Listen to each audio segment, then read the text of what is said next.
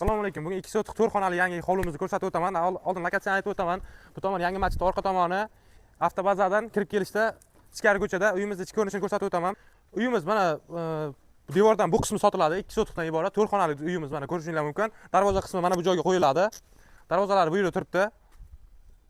Yangi hali o'rnatilmagan. Uyimizda sveti, gazi, suvga uchuchlar qo'yilgan. Endi bitta faqat qilinadigancha gazni tortib olish kerak. Turbasi o'tgan mana yerdan. Bu yer hojatxona, banya, ili oshxona uchun joy tanlangan. Uyimiz ichki ko'rinishlarini ko'rsatib o'taman. Kirib kelganda bu birinchi xonamiz, chap qo'ldagi. Ko'rishingiz mumkin. Uyimiz korobka holatda. Bu o'ng qo'lda ikkinchi xonamiz, kichkina xona. Yoki detskiy yotoqxona foydalansanglar bo'ladi.